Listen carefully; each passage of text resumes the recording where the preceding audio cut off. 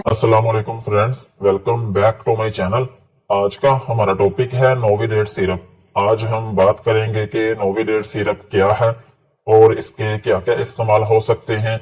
इसकी डोज के बारे में बात करेंगे और लास्ट में हम इसके साइड इफेक्ट्स के बारे में बात करेंगे।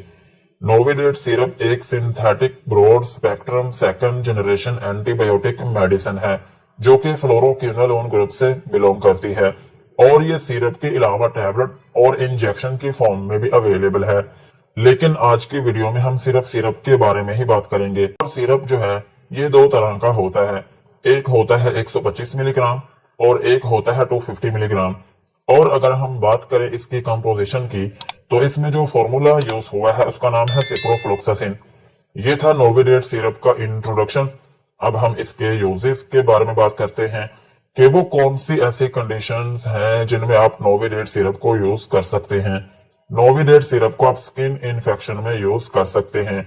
अगर आपके बच्चे की स्किन के ऊपर इन्फेक्शन हो गई हो या फिर आपके बच्चे की स्किन के ऊपर स्वेलिंग हो या उसमें रेडनेस हो तो फिर इस कंडीशन में आप नोविडेट सिरप का यूज कर सकते हैं। और नोविडेट सिरप को आप वुंड्स में भी यूज कर सकते हैं। अगर आपके बच्चे की स्किन के ऊपर कोई जख्म हो या फिर आपके बच्चे की स्किन के ऊपर स्टिचेस लगे हों या फिर कोई चोट आ गई हो तो फिर इस कंडीशन में भी आप नोविडेट सिरप का यूज कर सकते हैं। और नोविडेट सिरप को आप कार्बंकल्स में भी यूज कर सकते हैं।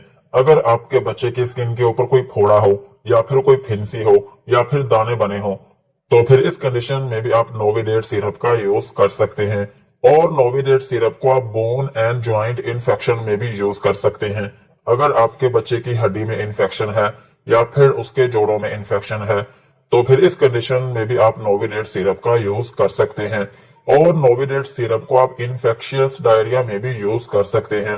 अगर आपके बच्चे को लूज मोशन आ रहे हैं और उसके पेट में साथ साथ दर्द रहती है तो फिर इस कंडीशन में भी आप नोविडेट सिरप का यूज कर सकते हैं। और सेम इसी तरह आप इसको टाइफाइड फीवर में भी यूज कर सकते हैं। टाइफाइड फीवर जो है ये एक ऐसा बुखार है जो आपकी आंतों में इन्फेक्शन होने की वजह से होता है। अगर आपके बच्चे की आंतों में इन्फेक्शन है या फिर उसको टाइफाइड बुखार है तो फिर इस कंडीशन में भी आप नोविडेट सिरप का यूज कर सकते हैं। और नोविडेट सिरप को आप इंट्रा एब्डोमिनल इन्फेक्शन में भी यूज कर सकते हैं। अगर आपके बच्चे के पेट के अंदरूनी हिस्से में किसी भी जगह पर इन्फेक्शन हो गई हो तो फिर इस कंडीशन में भी आप नोविडेट सिरप का यूज कर सकते हैं। और नोविडेट सिरप को आप निमोनिया में भी यूज कर सकते हैं। अगर आपके बच्चे को निमोनिया है या फिर उसके फेफड़ों में इन्फेक्शन है या फिर उसको खांसी आती है तो फिर इस कंडीशन में भी आप नोविडेट सिरप का यूज कर सकते हैं। और सेम इसी तरह आप इसको ब्रोंकाइटिस में भी यूज कर सकते हैं। अगर आपके बच्चे के जो फेफड़े हैं और उनके अंदर की जो नालियां हैं उनमें इन्फेक्शन हो गई हो तो फिर इस कंडीशन में भी आप नोविडेट सिरप का यूज कर सकते हैं। और नोविडेट सिरप को आप टॉन्सिलाइटिस में भी यूज कर सकते हैं। अगर आपके बच्चे के गले में जो टॉन्सिल्स हैं उनमें इन्फेक्शन है या फिर उनमें स्वेलिंग है या फिर आपके बच्चे का गला दुखता है या फिर गले में रेडनेस है या फिर गले में इन्फेक्शन है तो फिर इन कंडीशंस में भी आप नोविडेट सिरप का यूज कर सकते हैं। और नोविडेट सिरप को आप रेस्पिरेटरी ट्रैक इन्फेक्शन में भी यूज कर सकते हैं। अगर आपके बच्चे की सांस की नाली में इन्फेक्शन हो गई हो तो फिर इस कंडीशन में भी आप नोविडेट सिरप का यूज कर सकते हैं। और नोविडेट सिरप को आप नोज इन्फेक्शन में भी यूज कर सकते हैं। अगर आपके बच्चे की नोज में इन्फेक्शन है या उसमें स्वेलिंग है या फिर उसकी नोज में कोई जख्म है या फिर कोई दाना बना है तो फिर इस कंडीशन में भी आप नोविडेट सिरप का यूज कर सकते हैं। और सेम इसी तरह आप इसको एयर इन्फेक्शन में भी यूज कर सकते हैं। अगर आपके बच्चे के कान में इन्फेक्शन है या फिर उसमें स्वेलिंग है या फिर पानी जाने की वजह से उसके कान में इन्फेक्शन हो गई हो और उसमें दर्द रहती हो तो फिर इस कंडीशन में भी आप नोविडेट सिरप का यूज कर सकते हैं। और नोविडेट सिरप को आप मेनिंजाइटिस में भी यूज कर सकते हैं। यानी कि अगर आपके बच्चे को गर्दन तोड़ बुखार है तो फिर इस कंडीशन में भी आप नोविडेट सिरप का यूज कर सकते हैं। ओवरऑल अगर हम बात करें तो नोविडेट सिरप जो है ये एक एंटीबायोटिक सिरप है। अगर आपके बच्चे की बॉडी में किसी भी जगह पर बैक्टीरिया की वजह से इन्फेक्शन हो गई हो तो फिर इस कंडीशन में आप नोविडेट सिरप का यूज कर सकते हैं। यही थे नोविडेट सिरप के यूजेस। अब हम इसकी डोज के बारे में बात करते हैं।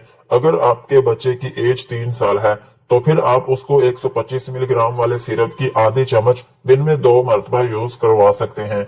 और अगर आपका बच्चा 5 साल का है तो फिर आप उसको 125 मिलीग्राम वाले सिरप की 1 टीस्पून दिन में 2 मरतबा यूज करवा सकते हैं। और अगर आपका बच्चा 5 साल से बड़ा है, लाइक 8 साल का है या फिर 12 साल से कम एज का है और 5 साल से बड़ा है, तो फिर इस केस में आप उसको 250 मिलीग्राम वाले सिरप की 1 चम्मच दिन में 2 मरतबा यूज करवा सकते हैं। ये एक इसकी जनरल डोज है। प्रॉपर डोज आप अपने डॉक्टर के मशवरे से ही यूज करें। यही थी इसकी डोज। अब हम इसके साइड इफेक्ट्स के बारे में बात करते हैं कि अगर आप नोविडेट सिरप का यूज करते हैं तो आपको क्या क्या नुकसानात हो सकते हैं।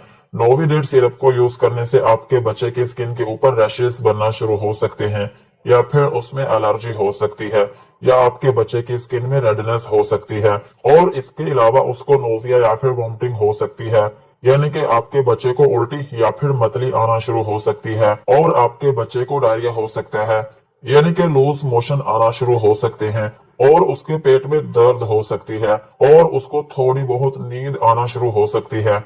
यही थे नोविडेट सिरप के uses, dosages and side effects. आज की वीडियो को यहीं पर खत्म करते हैं। वीडियो अच्छी लगी हो तो चैनल को सब्सक्राइब करें एंड बेल आइकन को प्रेस करें।